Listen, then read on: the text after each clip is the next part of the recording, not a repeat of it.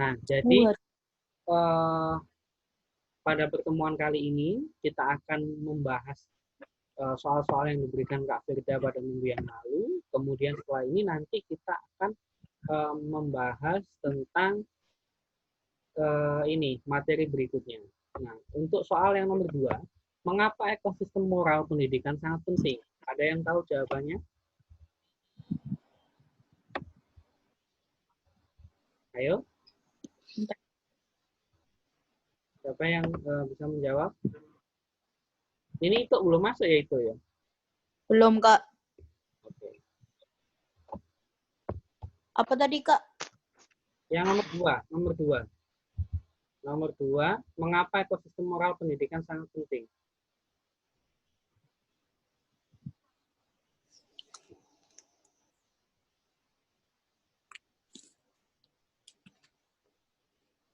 Bentar.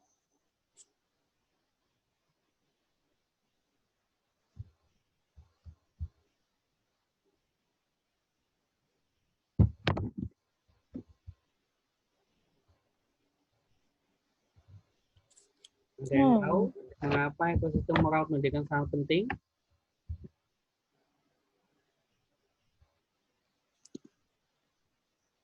Bentar, Kak.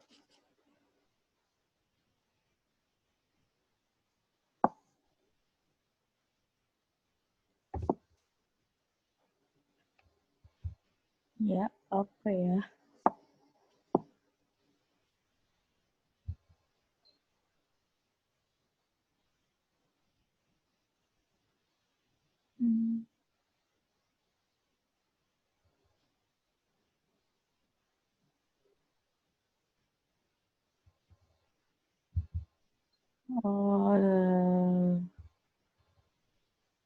Ayo, ada yang tahu? Ada yang bisa jawab? Johnson mungkin bisa membantu jawab. Mengapa ekosistem moral pendidikan sangat penting? Kalian udah baca ini belum sih? Artikel ini? Udah Belum. Belum. Kak. Katanya kemarin ini dikasih ini sama Kak Firda, terus kalian disuruh ngumpulin. Hah? Bukan yang itu, Kak. Bukan yang ini ya? Bukan yang itu, Kak. Oke, kalau gitu tak kasih kesempatan baca dulu ya. Tadi udah tak kirim belum ini yang filenya ini? Udah dikasih ke Ayu Tentang kan? medsos, Kak, yang kemarin itu. Bentar. Ada nggak di sini? Nggak ada, Kak. Belum dikasih sama Kak Ayu. Oke. Oh, udah, Kak. Dibuka yang Word-nya ya, yang file Word-nya, yang dokumen. Bentar. Oke. Oke, sambil nunggu dibuka, ini kakak bacain ya artikelnya. Ya. Ekosistem moral pendidikan.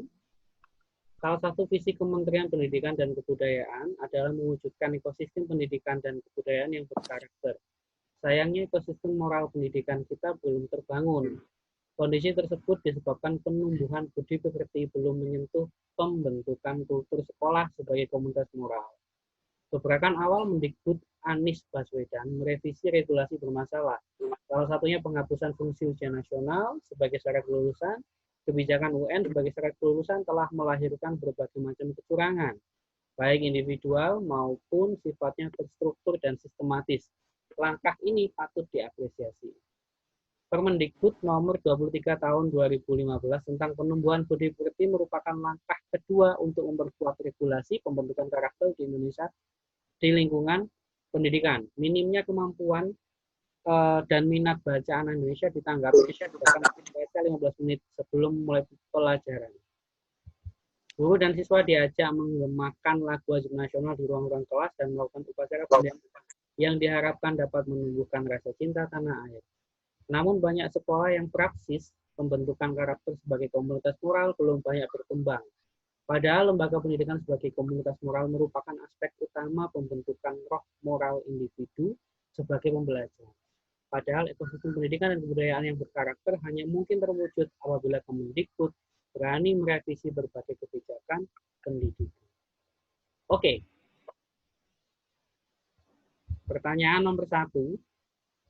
Hal apakah yang dibahas dalam artikel di atas? Coba dijawab Anggon. Ayo Anggon.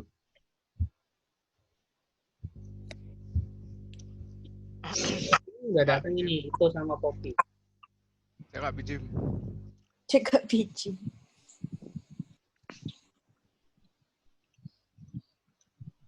Ayo Anggon, silakan dijawab pertanyaan nomor 1. Halo Ito, halo Poppy, gimana kabarnya? Sehat? Ya, Kak. Oke. Oke, hari ini yang ngajar bahasa Indonesia mulai hari ini kakak ya. Kak Firdanya cuti mau melahirkan. Oke, Kak. Jadi Sedang kakak yang melahirkan. gantiin Kak Firda.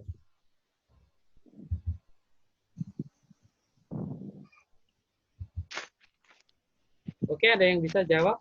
Anggon, gimana? Nomor 1.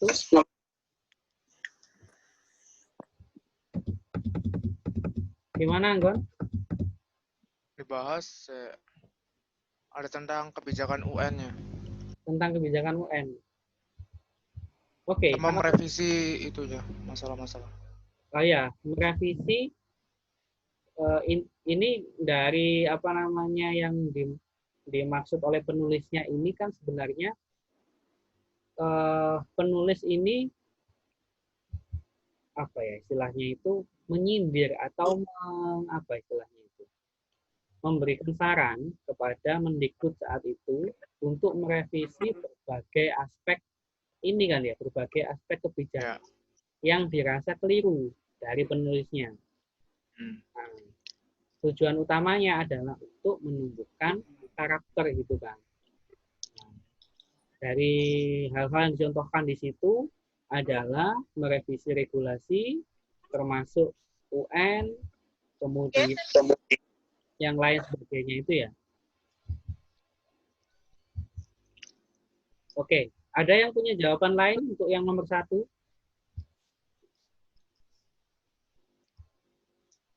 Halo, halo. Ya, Kak. Apa, Kak?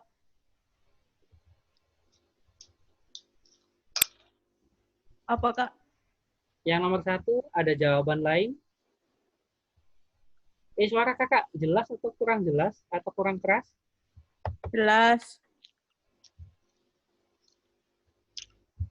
Apa ya? Bentar, Kak. Aku lihat teksnya dulu di HP. Oke, silakan. HP-nya Hamam nge-lag, Kak. Oke, silakan lihat teksnya dulu.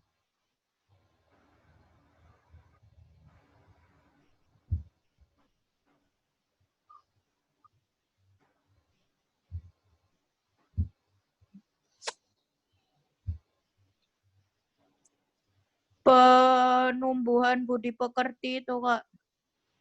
Boleh. Jadi yang nomor 1 itu bisa juga dijawab penumbuhan budi pekerti atau karakter gitu ya. Yap.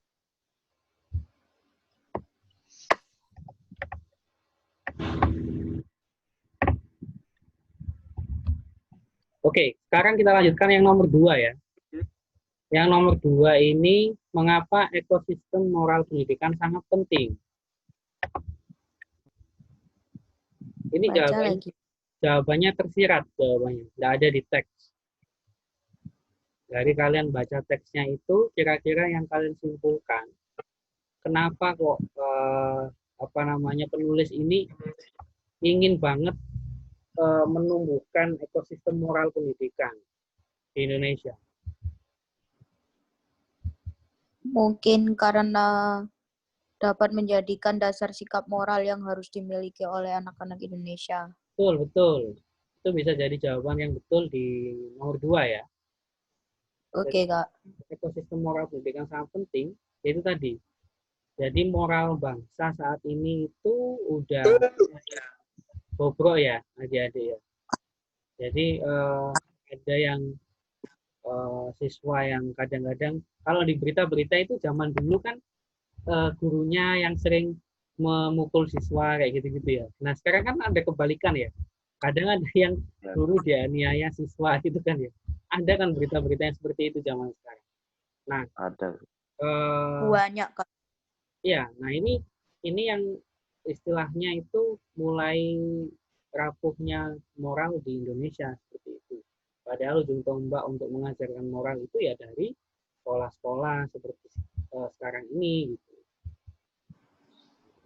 Jadi yang paling penting sebenarnya bukan nilai dari akademiknya. Makanya kan di situ dijelaskan bahwa untuk apa melaksanakan UN kalau toh ternyata dari UN itu melahirkan berbagai macam kecurangan, baik individu maupun sifatnya terstruktur dan sistematis.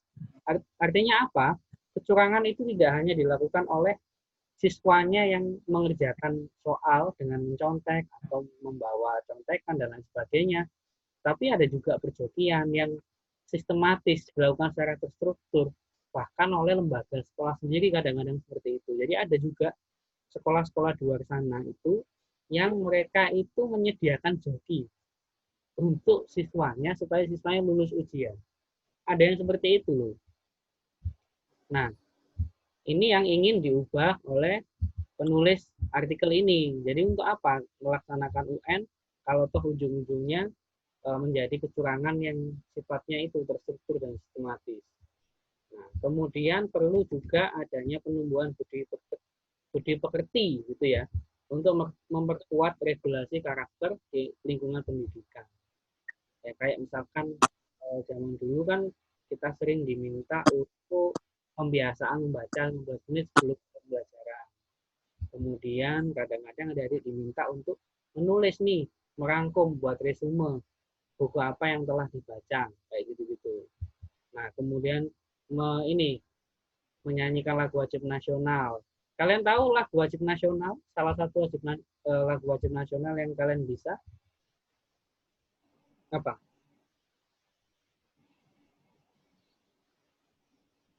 Selain Indonesia Raya. Indonesia Raya. Garuda Pancasila. Garuda Pancasila, ya betul. Selain itu. Apa? Ini kebetulan lagi ini ya, lagi 17 Agustus. Ya ini ya, kita lagi masuk bulan Agustus. Kira-kira 17 Agustus. lagu yang termasuk lagu wajib nasional itu apa saja? 17 Agustus tadi betul. Selain 17 Agustus.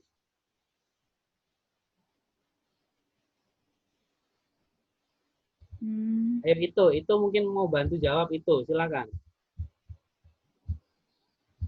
Mana itu? Iya, Kak. Silakan tuh. Kira-kira selain Indonesia Raya, Garuda Pancasila, 17 Agustus, apalagi kira-kira yang itu ketahui?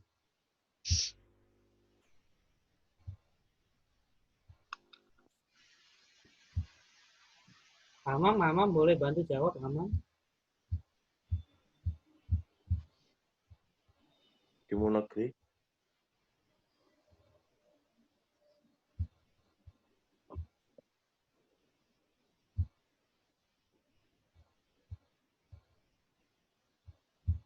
Ya, halo Hamam. Halo. Selain ini lagu Indonesia Raya 17 Agustus, kemudian Garuda Pancasila, lagu apa lagi yang menurutmu masuk dalam kategori lagu wajib nasional? Bagimu negeri. Bagimu negeri, betul. Selain Bagimu negeri, yang lain bantu jawab, yang lain. Satu nusa satu bangsa. Betul. Banyak ya yang Hamam tahu ya. Itu, Kak. Bisa nyanyinya tapi ya. Tahu judulnya, bisa nyanyinya ya. Bisa ya. Masa anak SMA enggak bisa. Oke, kita lanjut ya. Kemudian pertanyaan yang ketiga. Tentukan fakta dan opini dari setiap kalimat pada artikel tersebut. Kira-kira dari paragraf pertama kita cermati ya. Dari paragraf pertama, yang termasuk fakta dan opini dari sini yang mana kira-kira?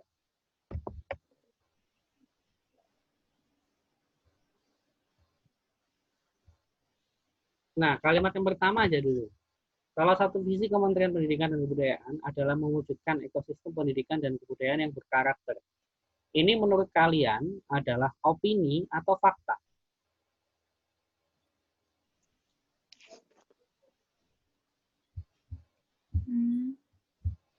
Yuk, ada yang tahu? Fakta. Fakta, betul. Fakta. Betul, fakta.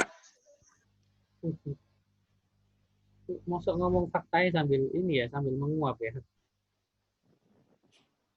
Oke, Ngantuk dia. lanjut ya. Yang Kemudian, Kak. ini, yang kalimat berikutnya. Sayangnya ekosistem moral pendidikan kita belum terbangun. Ini masuk fakta atau Opini. opini, betul. Bisa ditandai ya di teks kalian. Misalkan kalau yang fakta dikasih warna, dikasih warna ini ya, misalkan biru misalkan.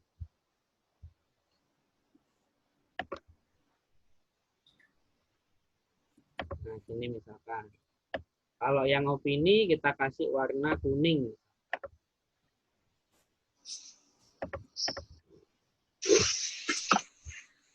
Oke, kondisi tersebut disebabkan penumbuhan budi-pekerti belum menyentuh pembentukan kultur sekolah sebagai komunitas moral. Fakta atau opini?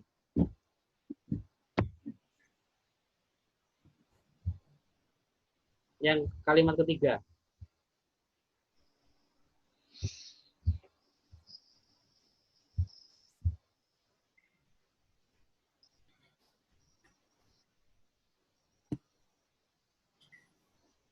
Kenapa, Kak? Yang kalimat ketiga.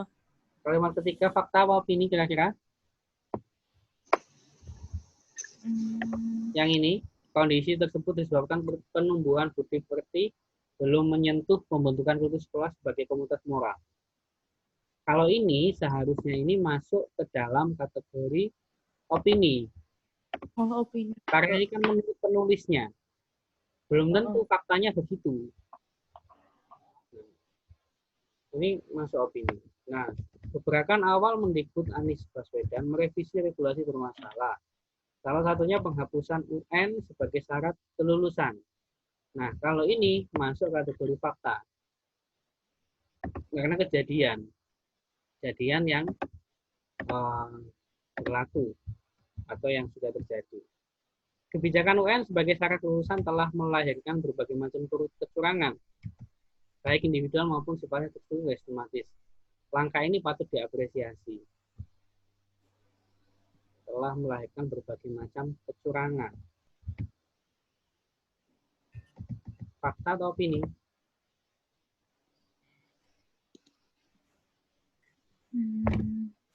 Nah, ini sebenarnya bisa masuk fakta, tapi kurang kuat ini. Harus ada data yang mendukung, misalkan melahirkan berbagai macam kecurangan seperti bla bla bla dan seterusnya, ada contoh-contoh realnya. Kalau seperti ini masih pendapat, berdasarkan pendapat. Jadi ini masih belum kuat kalau dikatakan sebagai fakta. Langkah ini patut diapresiasi. Kalau ini opini ya, pendapat. Nah, Permendikbud nomor 23 tahun 2015 tentang penumbuhan budi pekerti merupakan langkah kedua untuk memperkuat regulasi pembentukan karakter di lingkungan pendidikan.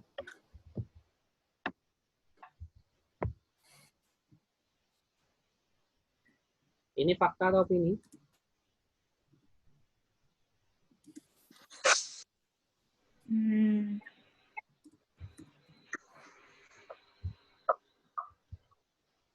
Anggon, suaranya Anggon. Oh, Cindy mana suaranya Cindy?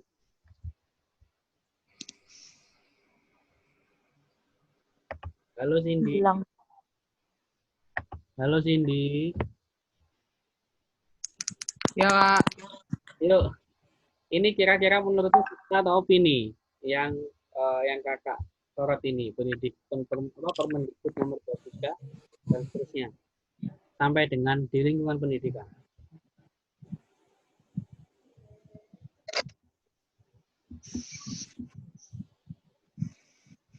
Opini atau apa, Kak, tadi? Fakta atau opini? Fakta lah. Fakta ya. Oke. Ya. Betul, Cindy. Nah, yang berikutnya, minimnya kemampuan dan minat bacaan Indonesia ditanggapi dengan ajakan untuk membaca 15 menit sebelum mulai pembelajaran. Fakta atau opini?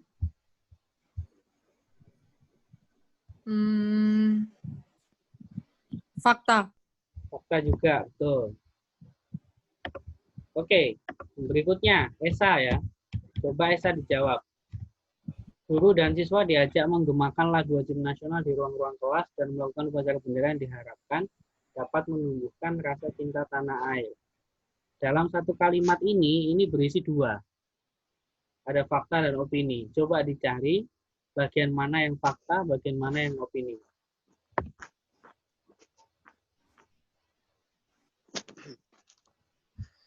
Yang faktanya ya apa?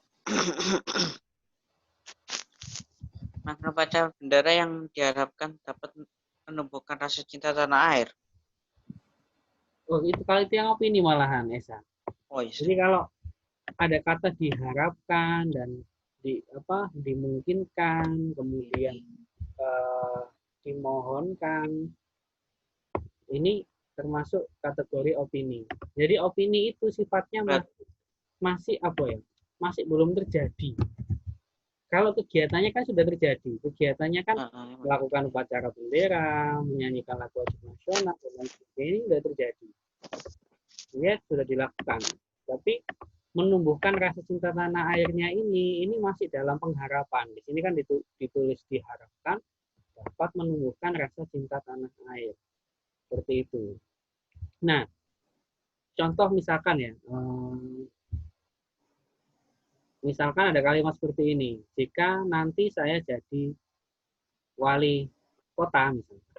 Jika nanti saya jadi wali kota, saya akan membangun kota dengan penuh semangat, misalkan gitu. Kira-kira kalimat itu opini atau fakta?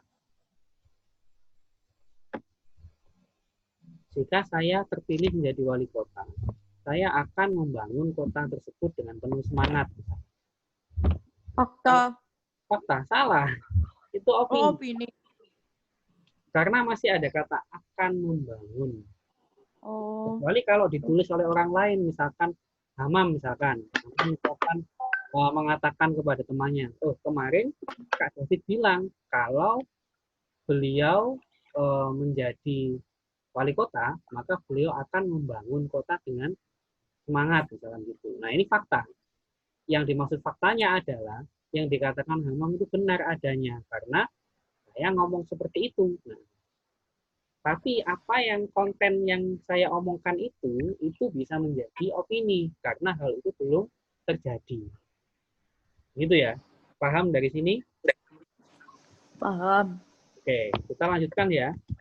Namun banyak sekolah yang praksis pembentukan karakter sebagai komunitas moral belum banyak berkembang. Nah, ini masuk kategori opini. Karena belum didukung data. Hanya pendapat saja. Kalau sudah ada data, baru kita bisa katakan ini fakta. Nah, ini padahal lembaga pendidikan sebagai komunitas moral merupakan aspek utama pembentukan roh moral individu sebagai pembelajar. Ini juga masih opini, pendapat dari penulisnya. Nah, ditambah lagi, padahal ekosistem pendidikan budaya yang berkarakter hanya mungkin, nah ada kata mungkin di situ. Mungkin ini udah pasti opini. Jadi mungkin, akan, terus jika, kalau ada kata-kata seperti itu udah pasti opini dia. Jika, mungkin, akan, itu opini. Oke ya, bisa ya. Kemudian nomor 4, saran apakah yang dikemukakan penulis dalam artikel tersebut? Sarannya itu tadi ya, yaitu pembentukan karakter itu seharusnya lebih penting dikembangkan di lingkungan-lingkungan sekolah yang harus didukung oleh Kemendikbud dengan merevisi berbagai kebijakan atau regulasi yang bermasalah. Itu ya sarannya. Ya. Oke, kita lanjutkan untuk materi berikutnya ya. Ini kalian UTS mulai kapan? Ada yang tahu? September kayaknya, Kak. Awal September ya? Nggak tahu, lupa.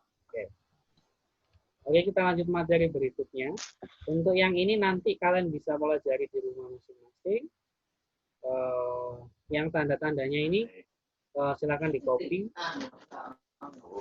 Tanda-tandanya. Di atas, celuk no. Ah, Ada apa, Aisyah? Apa-apa, Kak? Oh iya. Oke. Nah, ini yang apa namanya tanda-tandanya fakta dan opini ini bisa di-copy ke punya kalian atau ditandai juga yang punya kalian, teksnya kalian. Nah, oke, bisa kita lanjutkan ke materi berikutnya. Atau kalian masih mau menandai dulu? Enggak ya? Gimana? Johnson, Lanjut. Cindy, Ramon, Poppy, Anggon, Ito, Esa, Lanjut. Atia.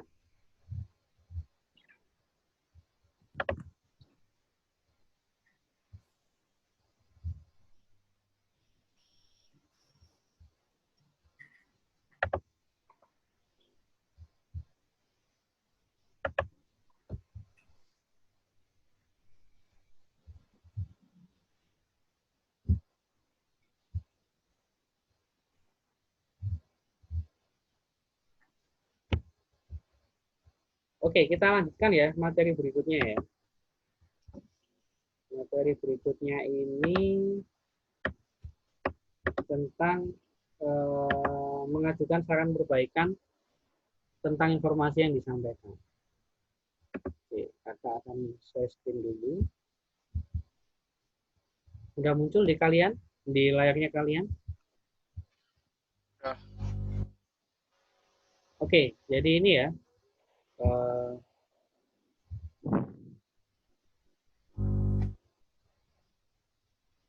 Sudah muncul belum? Muncul ya? Sudah. Oke. Nah ini ya, mengajukan saran perbaikan tentang informasi yang disampaikan. Oke, kita akan masuk ke materi ini. Sebelumnya ada yang tahu apa itu informasi? Coba siapa ya? Anggon. Ayo Anggon. Menurutmu apa itu informasi? Masih.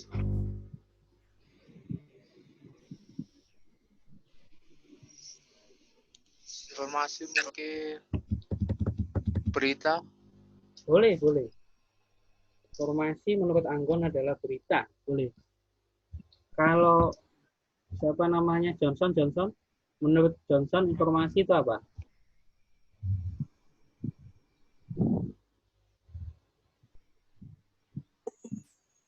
Aku dipanggil lah.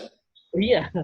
Yo, Apa Sampai menurut ngomong Johnson? agak ngerungokno. Informasi itu apa menurut Johnson? Informasi, gosip, Gosip. Boleh. sip. Kalau menurut Ito. Informasi itu apa tuh? Kira-kira tuh menurut Ito. Hal-hal terbaru. Hal-hal yang terbaru. Boleh. Atia. ya Kak. Menurutmu informasi itu apa?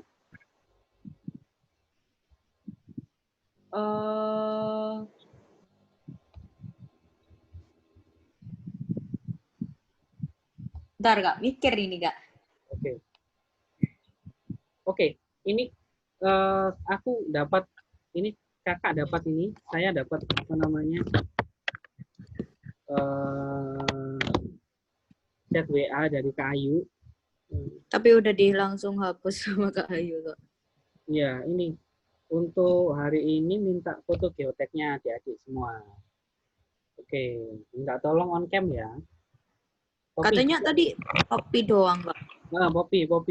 Terutama Poppy. Oh, Poppy doang. Kalau untuk semuanya sebenarnya. Kan untuk laporan juga ke dinas. Oh, untuk semua. Juga dilaporkan. Yuk on cam yuk. Bentar. Ya Kak. Sambil mikir ya, informasi itu apa ya. Oke, silakan on cam semuanya, kakak foto. Bentar Kak, Iya. pakai kerudung dulu Kak. Oke, siap Poppy ditunggu. Kerudung Kak. Cindy udah pakai kerudung Cindy. Kenapa, Kak? Udah pakai kerudung Cindy. Gak usah, aku mah. Jangan no atep ae. Penting ada orangnya.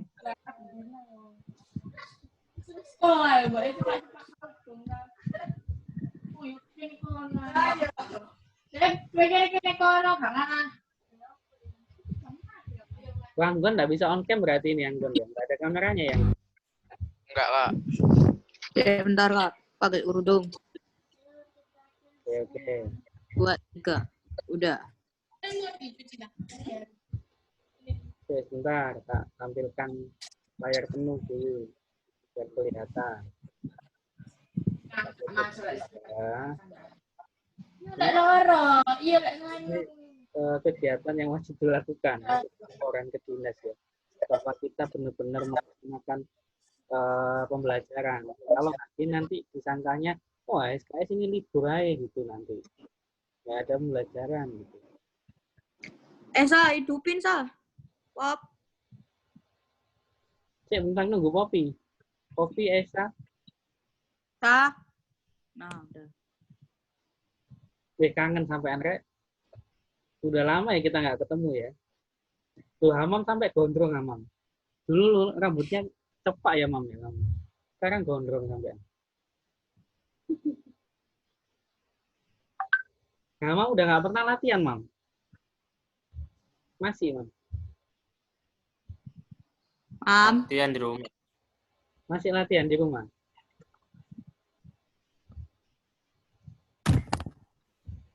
Cek ya sebentar ya nunggu Poppy ya. Ye. Ini kelas 12 IPS sudah lengkap ya ini ya jumlahnya nih 1, 2, 3, 4, 5, 6, 7, 8, 9 orang. 10 Kak. Oh iya 9 sih. 9 bener Kak.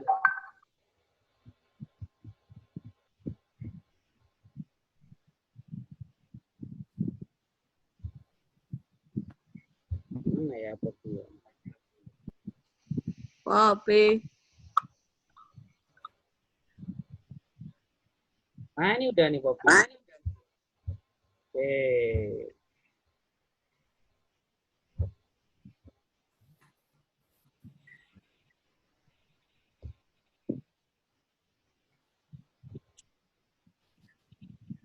Nggak kelihatan Poppy.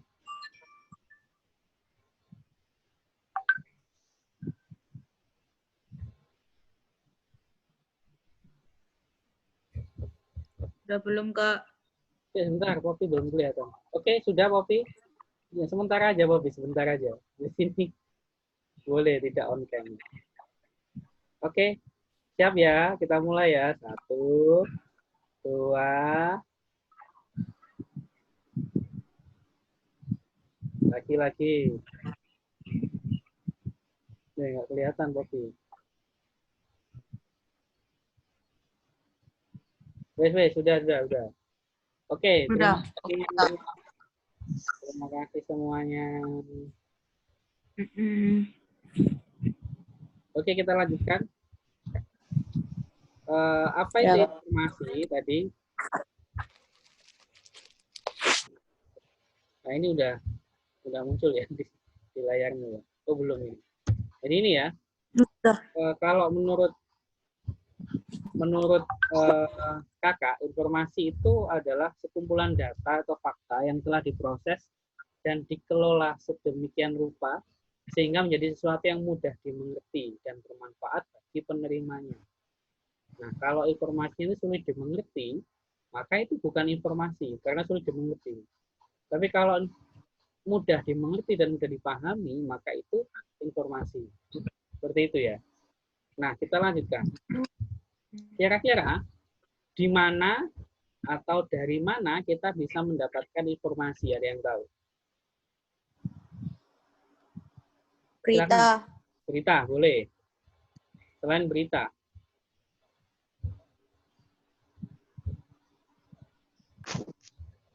Internet, ya, betul. Internet, berita, internet, koran, boleh. Apa lagi? Radio, ya betul. Selain itu, Tetangga. tetangga. Tetangga itu. Tetangga Tangga itu. informasi. keluarga. Ini Ya. tukang gosip ini biasanya ya. Tukang gosip. Termasuk teman ya, teman main game, teman WhatsAppan, teman Instagraman dan lain sebagainya, semuanya bisa ngasih informasi ke kita. Nah, terutama yang sangat masif sekali ya saat ini itu internet ini sangat pesat banget, informasi yang bisa kita dapatkan itu sangat, bahkan sebelum dimuat di berita aja internet udah duluan kadang-kadang. Tapi kadang-kadang kita perlu memilah dan memilih kira-kira informasi ini adalah informasi yang benar-benar benar atau informasi yang salah, seperti itu ya. Jadi ada informasi yang sifatnya itu yang beneran terjadi atau informasi yang hoax gitu ya. Yang selama ini sering banget dibicarakan di internet atau di televisi dan lain sebagainya. Ada informasi-informasi yang tidak benar atau hoax gitu ya. Oke, kita lanjutkan. Nah, yang harus diperhatikan ini ya, pada ini materinya kita kan kita diminta untuk menanggapi atau memberikan tanggapan atau saran perbaikan dari informasi yang akan kita dapat. Oh, dari informasi misalnya nih ada informasi yang datang. Kemudian kita membaca nih informasi itu atau kita mendengarkan informasi itu. Tiba-tiba menurut kita informasi itu rasanya kok kurang serg ya di telinga, itu kurang sesuai ketika dibaca. Ada poin-poin yang tidak sesuai, atau ada poin-poin yang diselewengkan, atau ada poin-poin yang secara kontennya atau materinya itu tidak benar, seperti itu. Nah, kita wajib memberikan tanggapan atau saran perbaikan terhadap informasi tersebut. Minimal nggak harus ke orang yang memberikan informasi, tapi ke orang-orang yang telah mendengar, misalkan teman kita, teman dekat kita, dan lain sebagainya. Ketika tahu sebuah informasi dan kita tahu kebenarannya, misalkan kita boleh meng-cross-check atau harus meng-cross-check atau memberikan apa istilahnya itu pembenaran terhadap apa yang dipahami oleh teman kita. Misalkan teman kita memahaminya secara sepihak atau salah dan lain sebagainya. Nah, itu ya. Nah, caranya memberikan tanggapan atau saran perbaikan itu bagaimana? Nah, sebelum kita melihat langkah-langkahnya, kita harus memperhatikan ini dulu. Kira-kira apa yang wajib diperhatikan ketika memberikan tanggapan? Yaitu yang pertama, sampaikan secara objektif. Sebuah informasi itu bagi orang lain kadang menimbulkan kubu. Nanti jadi kubu-kubuan ketika kamu misalkan dapat cerita cerita dari temanmu, dapat gosip dari temanmu tentang si A dan si B misalkan. Nah, yang mendengar itu tiba-tiba otomatis berpihak kepada si A. Nah, karena apa yang dipahami seperti itu. Nah, ketika disampaikan ke yang lain, tiba-tiba yang lain berpihak kepada si B. Karena memang apa yang dipahami itu seperti itu. Nah, kita menyampaikan tanggapan atau saran terhadap informasi yang disampaikan itu harus secara objektif, tidak boleh menyudutkan salah satu pihak manapun, seperti itu. Nah, kemudian tepat sasaran, disampaikannya itu ya harus tepat sasaran. Misalkan Kak David nih menyampaikan informasi tentang suatu hal. Tiba-tiba yang disampaikan Kak David ini salah. Kalian bisa langsung menyampaikan Kak David sebenarnya yang benar itu kayak gini, nah, dan seterusnya. Nah, kalau seperti itu tepat sasaran namanya. Nah, ketika Kak David menyampaikan informasi yang salah, terus kalian menyampaikannya ke orang lain, misalkan yang nggak kenal sama sekali dengan Kak David dan nggak ada hubungannya sama sekali dengan Kak David dan nggak tahu yang disampaikan Kak David, nah itu tidak tepat sasaran. Nah, itu ya. Kemudian tujukan tanggapan pada hal yang bersifat membangun atau memperbaiki kekurangan informasi atau laporan. Nah, yang paling penting jangan menjustifikasi atau jangan apa istilahnya sebelum tahu kebenarannya itu jangan ngejudge dulu gitu ya kata orang-orang. Tapi tunjukkan tanggapan pada hal yang bersifat membangun atau memperbaiki kekurangan informasi atau laporan-laporan yang kalian dapatkan. Nah, kemudian langkah-langkah menanggapi isi laporan atau informasi apa saja. Yang pertama, sebelum kita berkomentar, kita wajib tahu dulu. Kita wajib memahami dulu secara utuh. Jangan-jangan nanti apa yang kita pahami itu sepotong-sepotong atau sebagian-sebagian, sehingga kita berasumsi atau berspekulasi terhadap informasi ternyata salah gitu misalkan. Nah, jadi pahami dulu secara utuh, secara menyeluruh, kira-kira informasi ini seperti apa. Boleh di cross check juga ke pihak-pihak lain atau pihak-pihak yang terkait dengan informasi tersebut sebelum memahami informasi secara mentah-mentah. Seperti itu ya. Nah, yang kedua, temukan gagasan yang dikemukakan dalam sebuah informasi.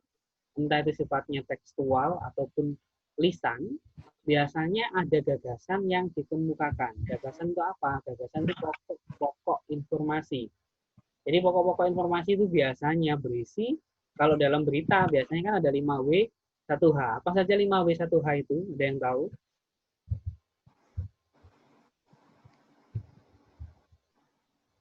Atau yang biasanya sering disebut adik simba ya.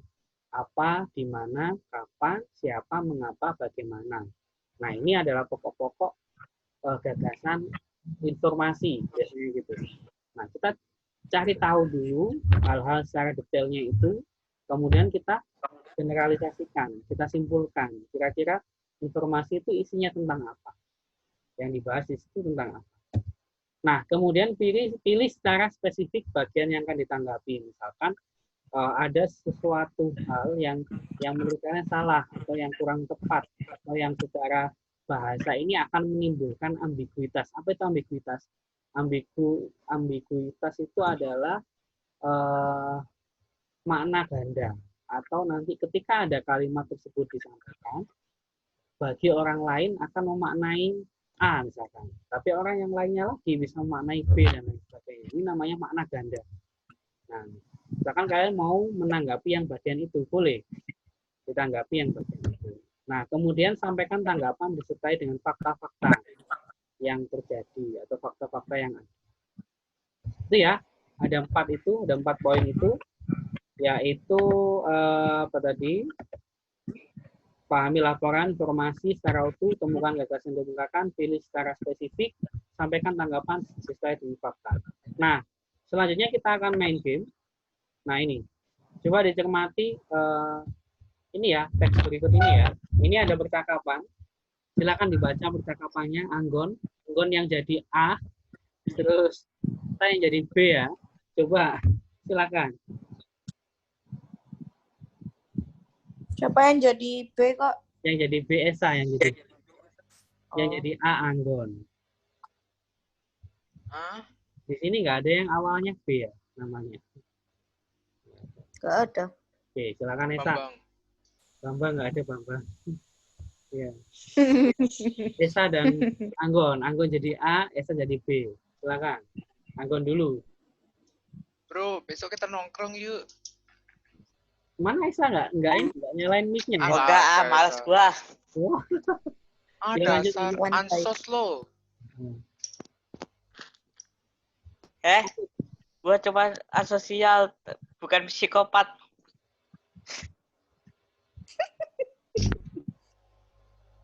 Itu bukan ketawa loh, Gon. Itu heran. Oh, heran lah. Maksudnya gitu. Nah, oke ya, kita Iya, malah ketawa aja. Nah, kira-kira dari percakapan ini, adakah yang janggal menurut kalian? Adakah yang aneh? Apa maksudnya? Ini dari kata ansos ya, ansos dan asosial. Ini dari pernyataan ini loh, yang A dan B yang terakhir itu loh. Ah, dasar ansos lo. Dia cuma asosial, bukan psikopat. Ini kan nggak nyambung ya? Iya, enggak. Bukan ya? Oke, kita lihat penjelasannya. Jadi, selama ini yang kita pakai untuk istilah ansos, itu sebenarnya tidak sesuai dengan makna yang sesungguhnya. Nah, ansos itu kan dari kata antisosial kan ya. Antisosial itu artinya ini, berarti perilaku yang melawan masyarakat atau lingkungan di sekitar kita, seperti merusak ya ini, bukan merusak. Atau bully, membunuh, merampok, perilaku licik. Nah, anti bentuk terikat, jadi harus digabung dengan kata berikutnya, berarti melawan, menentang, memusuhi berdasarkan definisi ini. Berarti antisosial juga berarti bentuk gangguan kepribadian dan berkaitan dengan psikopat. Nah, itu. Jadi kalau kalian hati-hati ya, jadi jangan sampai kalian ngejekin temannya, oh ansos lo gitu. Padahal maksudnya kan bukan itu ya. Yang dimaksud Antisosial. bukan psikopat ya. Nah, itu ya. Antisosial Nah, doang. sebenarnya kata yang bisa digunakan untuk istilah ansos yang selama ini kita gunakan adalah asosial. Nah, ini asosial dipungut dari bahasa Belanda atau diadopsi dari bahasa Belanda dari kata asosial. Pada prinsipnya kata ini lawan dari kata sosial. Perannya menegasikan atau kebalikannya dari kata berikutnya. Kalau ada kata A ya, A itu menegasikan. Sosial ini mirip dengan kata amoral, berarti tidak bermoral, tidak bermoral ya. Jadi tidak berakhlak. Jadi bisa dibilang asosial berarti tidak bersifat sosial, tidak memedulikan kepentingan masyarakat. Nah, ini yang benar harusnya dipakai. Oh, asosial kamu, lah gitu misalkan. Oh, asosial lo, gitu. Bukan ansos ya. Ansos antisosial ini kurang cocok sebenarnya digunakan dalam konteks kalimat tersebut. Oke, selanjutnya. Nah, kalian pernah mendengar lagunya Once yang Aku Mau? Yang aku mau mendampingi dirimu itu. Tahu. Tahu ya? Nah, ini lirik lagunya, salah satu liriknya. Kau boleh acuhkan diriku dan anggap ku tak ada, tapi takkan merubah perasaanku kepadamu. Nah, ini sebenarnya ada sesuatu yang janggal. Ada sesuatu yang mungkin salah. Ya, salah, memang salah. Tapi bagi orang lain ini benar. Dianggapnya benar dan dianggap wajar. Dan bahkan udah di, apa istilahnya itu udah normal, dianggap normal. Gitu. Nah, ini ada di kata acuhkan. Acuhkan. Kata acuh ini kalau dalam konteks kalimat ini salah. Seharusnya tidak. Kau boleh tak acuhkan diriku. Harusnya gitu. Nah, ini. Dalam bahasa formal atau informal, seringkali kata ini dieja dengan kata, oh salah. Yang ini ya, yang kau boleh acuhkan diriku, ini benar. Yang salah adalah yang merubah ini. Merubah ini seharusnya yang benar adalah mengubah, ya benar. Ada yang menyampaikan tadi ya, mengubah. Nah, dalam bahasa formal atau informal seringkali kata ini dieja dengan kata rubah atau merubah. Ketika kata yang diberi imbuhan kata yang terbentuk adalah mengubah. Karena rumusnya itu ya, imbuhan ditambah kata dasarnya ubah. Jadi hasilnya mengubah dan bukan merubah. Merubah ini bisa saja berarti menjadi seperti binatang. Nah, rubah ya, menjadi rubah, merubah itu berarti seperti binatang rubah itu ya. Nah, ini biasanya disebabkan karena salah paham saat penutur mengubah kata berubah atau perubahan menjadi bentuk melakukan atau membuat sesuatu menjadi bentuk yang sama sekali berbeda dari sebelumnya. Jadi kan kata ubah itu kan kalau diimbuhi ber jadi berubah, diimbuhi pe jadi perubahan. Ada akhiran an-nya. Nah, ketika kata itu sering digunakan, ketika mau membentuk atau mengatakan sesuatu jadi bentuk yang sama sekali berbeda dari sebelumnya, maka biasanya menggunakan kata merubah, karena sudah keseringan menggunakan kata berubah dan perubahan. Padahal itu salah, karena kata dasarnya ubah, maka yang benar ketika mendapat imbuhan harusnya mengubah. Jadi liriknya itu harusnya tapi takkan mengubah perasaanku kepadamu. Itu ya. Nah, ini ada istilah absensi dan ada istilah presensi. Nah, kira-kira manakah yang harus digunakan dan yang benar digunakan? Ini penjelasannya ya.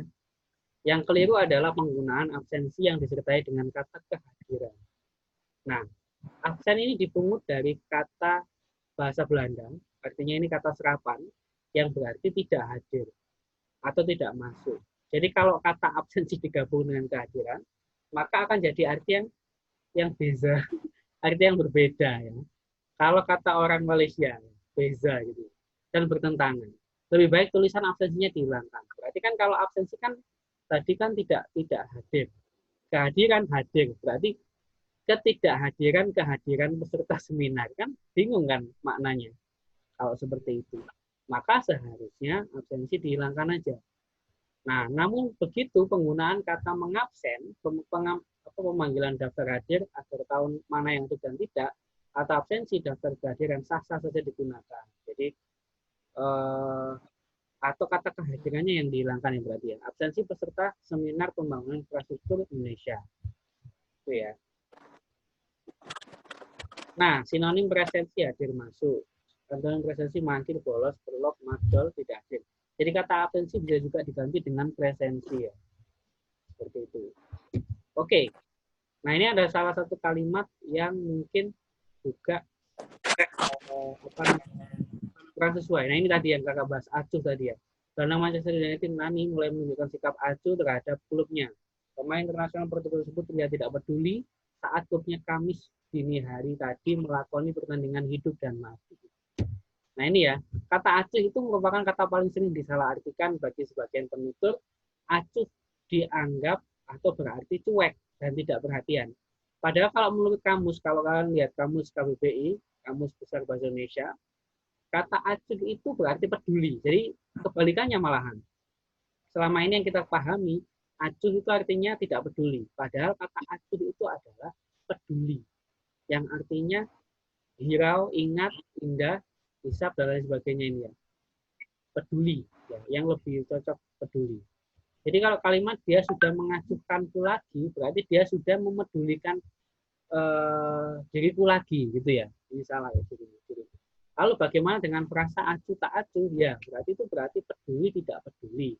Atau terkadang perhatian dan terkadang tidak. Berarti seharusnya dalam kalimat ini, kata acuh ini diganti tak acuh. Gelandang Manchester United Nani mulai menunjukkan sikap tak acuh terhadap klubnya. Harusnya begitu. Tapi selama ini kata acuh ini sudah dianggap normal, sah-sah saja, seperti itu, dan salah. Itu kan ya yang membuat kita juga ikut-ikutan menggunakan kata acuh ya karena ya banyak orang, banyak penuturnya, banyak yang mengucapkan kata itu sehingga kita tidak tahu bahwa kata itu salah dalam konteks kalimat ini. Ya. Oke lanjut. Nah ini ada kalimat yang fenomenal ya, yang bagi kalian yang udah pernah ditembak ya. Ini. Di saat ia menembak gue, tubuh gue jadi grogi, diam tak bergeming. Kata tak bergeming ini dalam konteks kalimat ini tidak tepat. Kenapa tidak tepat? Nah ini ya. Kata geming termasuk yang sering salah tempat. Coba bayangkan kata yang berarti diam dan tak bergerak ini jadikan ke dalam kalimat yang sama. Yang di atas ini ya. Jadi kata bergeming itu artinya berarti diam ya. Berarti diam apa ya? Jadi apa coba artinya? Diam tak diam, padahal maksudnya itu kan diam dan tak bergerak gitu ya. Ini jadi bingung. Jadi harusnya diam gitu aja. Gitu ya. Oke.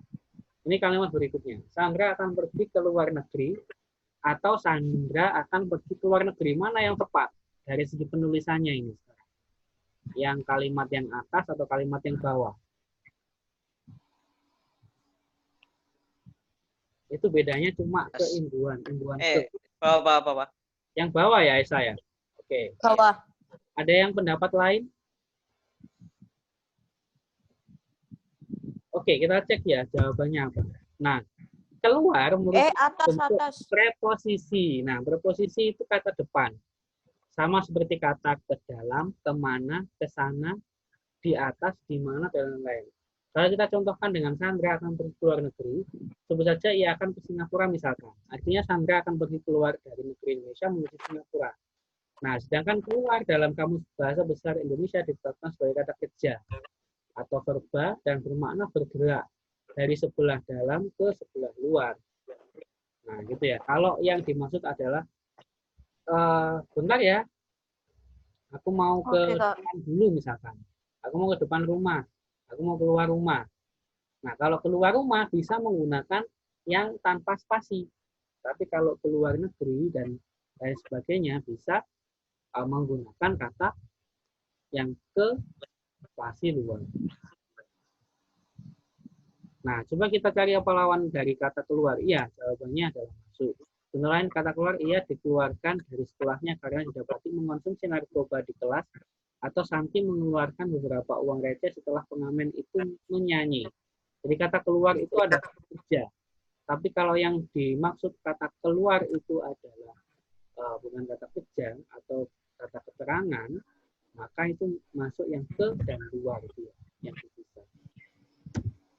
Nah, ada ini. Kita kapan lagi nih? Mbak, saya mau pesan taksi. Oh, baik. Berapa nomor teleponnya, Mbak? Pak, 0813. 0813. Mbak, 0 bukan 0. Apa bedanya ya 0 sama 0? Ada yang tahu?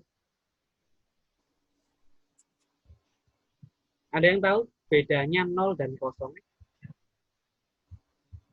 Ayo. Anak IPS harus tahu nih. Bedanya 0 dan 0. Ini ya bedanya. Nah, sebagian kita sering menemukan perlakuan seperti itu. Nah, ini jadi karena ada yang menyamakan peran angka 0 yang diambil dari bahasa Belanda, nul, dengan kata kosong. Dalam penjelasan ini ya, buku besar bahasa Indonesia, padanan untuk 0 itu kosong, namun hanya diberi label cak. Cak itu artinya cakapan alias tidak resmi atau informal. Sementara makna kedua adalah hampa, nihil, dan keduanya merupakan kata sifat. Pada kata 0 pada contoh di atas merupakan kata bilangan, bukan kata sifat. Jadi kalau semisal, loh, airnya tadi penuh, sekarang kok kosong, betul. Airnya tadi penuh, sekarang 0, salah. Nomormu berapa? 081, bla bla bla, salah. Yang benar nomormu berapa? 081. Nah, kalau untuk menyebut bilangan, maka menggunakan kata 0. Tapi kalau menyebutkan sifat atau keadaan, bisa menggunakan kata kosong. Pak, mau cari masker hijab, kosong. Nah, kosong itu sifat keadaan. Kalau bapaknya jawab 0, salah ya. Seperti itu. Itu ya. Oke, lanjut. Nah, ini bisa dilihat gambarnya ya. Ada tulisannya ini dari YouTube ini ya. Perjaka amatir tak bisa dipungkiri. Kata tak bisa dipungkiri ini sebenarnya kalau dari kata dipungkiri ini kurang tepat digunakan. Ini penyelesaiannya. Yang tepat adalah bentuk aktifnya memungkiri dan pasifnya dimungkiri. Jadi bukan dipungkiri tapi dimungkiri. Kenapa seperti itu? Karena kata ini sebenarnya kata dasarnya adalah mungkir. Ini ya, mungkir diserap dari bahasa Arab. Jadi kata mungkir yang seharusnya dipakai selama ini kita pakai dipungkiri, nggak bisa dipungkiri sih. Sebenarnya aku kangen sama ini kalian misalkan gitu. Itu salah. Yang benar tak bisa dimungkiri, mungkir ya. Kalau bentuk pasif ini. Nah, lanjut lagi. Nah, ini sengaja kakak tutupi ya karena kalimatnya kurang pantas. Nah, ini ada meme ya, meme di apa namanya? Di Instagram atau di Twitter biasanya. Kata di pasar lah. Satu-satunya di mana gue dipuji dan di apa puja ya. Diperebutkan wanita. Nah, ini kira-kira mana yang kurang sesuai? Itu ya penjelasannya ya. Yang keliru adalah kata di mana itu sendiri yang sering banget disalahgunakan dalam percakapan sehari-hari. Kenapa salah? Sama seperti kata yang ke tadi. Di ini adalah bentuk atau salah satu contoh dari preposisi atau kata depan. Kata depan itu menyatakan tempat. Nah, kalau menyatakan tempat harus dipisah. Misalkan di pasar ini udah benar, di pasar lah. Di pasar ini udah benar dinya. Harus dipisah. Tapi kalau yang kalimat yang bawahnya satu-satunya di mana gue dipuji dan diperebutkan wanita ini salah. Di mana ini kan menyatakan tempat, menanyakan tempat gitu ya. Jadi dinya juga harus dipisah. Satu-satunya di mana gue dipuji dan diperebutkan wanita. Nah, dipuji dan diperebutkan wanita karena ini bukan menyatakan tempat atau bukan preposisi, maka ini masuk di yang imbuhan. Jadi di itu sebenarnya ada dua, adik-adik. Ada yang di preposisi, ada yang di imbuhan. Nah, kalau yang preposisi itu biasanya menyatakan tempat dan harus dipisah dengan kata berikutnya. Kalau yang menyatakan imbuhan, maka harus digandeng. Karena kalimat berikutnya atau kata berikutnya bukan tempat. Contoh, dipuji dan diperebutkan. Ini harus digandeng. Itu ya. Nah, yang terakhir, Dirgahayu Kemerdekaan Republik Indonesia ke-67. Contoh, ini contoh yang tahun kemarin ya, tahun kalau nggak salah ya ini. Oh, udah lama ini ya, 67 ya. Nah, ini kira-kira apa yang salah kira-kira? Dirgahayu Kemerdekaan Republik Indonesia ke-67. Nah, kalau secara logika, berarti Indonesianya ini ada 67 ya. Ada 67 Indonesia. Dirgahayu Kemerdekaan Republik Indonesia ke-67. Berarti ini yang ulang tahun yang Indonesia yang ke-67. Indonesia yang nomor 67. Ada Indonesia 1, Indonesia 2, Indonesia 3, dan lainnya. Nah, ini menurut konteks kalimat ini. Nah, selama ini ya, Dirgahayu banyak diartikan sebagai selamat ulang tahun. Ternyata mempunyai arti mudah-mudahan berumur panjang. Ini diambil dari bahasa Sanskerta ya, yang tulisannya sama juga, insya Allah ya, sama juga Dirgahayu. Nah, yang artinya mudah-mudahan berumur panjang. Misalkan Dirgahayu Cindy, Dirgahayu Poppy, nah itu masuk semoga berumur panjang, Poppy, Cindy, dan jadi nggak harus menunggu ulang tahun kalau mengucapkan itu ya. Nah, jadi coba bayangkan arti dari gambar di atas, semoga panjang umur kemerdekaan Republik Indonesia ke-67. Padahal lebih pas kalau diubah menjadi selamat ulang tahun ke-67 Republik Indonesia. Jadi ke-67-nya itu ditaruh di tengah supaya nggak ada pengertian bahwa Indonesia ini ada 67 gitu ya. Jadi taruh di tengahnya. Kalau sekarang udah ke berapa ya sekarang? 70 berapa? 75. 75 atau 76 ya. Nah itu ya.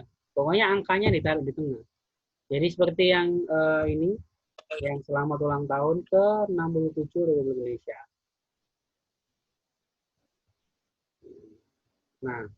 Nah, selamat ulang tahun ini pun kadang-kadang bagi sebagian orang pun ini masih salah. Karena yang berulang itu bukan tahunnya. Yang berulang itu adalah harinya atau tanggalnya. Jadi, selamat hari lahir itu yang paling tepat. Ada yang seperti itu juga. Selamat hari lahir yang ke-67. Jangan gitu. Dan sebagainya. Itu ya. Oke. Ini adalah salah satu langkah-langkah kita ketika menemukan informasi yang salah dan lain sebagainya. Nah, kesalahan informasi itu bisa jadi bukan karena kontennya yang salah, tetapi karena penulisannya yang salah. Entah dari penulisan hurufnya, penulisan angkanya, atau penulisan kalimatnya, atau yang salah ini adalah konteks kalimatnya dan lain sebagainya. Jadi kita bisa istilahnya menyampaikan atau berkomentar terkait hal tersebut. Gitu. Nah, jadi tidak selalu isinya kadang salah, tapi bisa jadi tulisannya yang salah. Seperti itu ya. Nah, oke untuk perjumpaan siang hari ini bisa kita tutup sampai di sini. Terus ada hal lagi yang perlu kakak sampaikan. Jadi untuk berikutnya minggu depan silahkan kalian cari.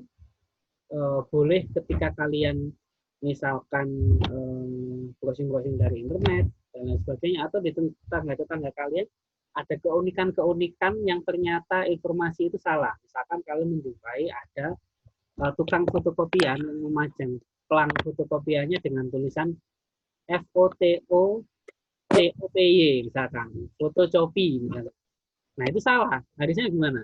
Harusnya kan kalau pakai bahasa Indonesia ya udah foto kopi pakai FOTOKOPI seperti itu. Atau kalau kalian pakai bahasa Inggris ya udah PHOTOCOPY. Nah kayak gitu ya. Nah cari keunikan-keunikan itu di daerah kalian atau di sekitar lingkungan kalian. Kalau menemukan itu silakan difoto, kemudian komentari informasi itu satu aja ya, satu foto, satu komentar, nanti dikumpulkan di pertemuan berikutnya. Oke? Nanti mengumpulkannya bisa via chat atau via ini apa namanya email kakak atau dikirim di grup aja. Harus beda ya, antar temannya nggak boleh sama. Oke, terima kasih. Sebelum kita akhiri, silakan on cam lagi. Oh, nggak usah ya, udah yang tadi udah. Kita foto lagi aja ini. Untuk Oke, terima kasih. Sebelum kita akhiri, mari kita berdoa dulu menurut agama masing-masing agar apa yang telah kita pelajari hari ini bermanfaat dan berguna sampai kapan. Berdoa dimulai. Amin. Berdoa selesai. Sekian, terima kasih. Tetap sehat selalu adik-adik, jaga kesehatan. Iya, Jangan suka begadang ya. Biasanya kalau kalian di rumah itu begadang, terus tidurnya bangunnya siang ya, jangan sampai seperti itu ya. Harus tertib, harus Aku tertib. bangun selalu pagi. Ya, oke, terima kasih. Sekian, terima kasih. Assalamualaikum warahmatullahi wabarakatuh. Sampai jumpa di pertemuan. Waalaikumsalam.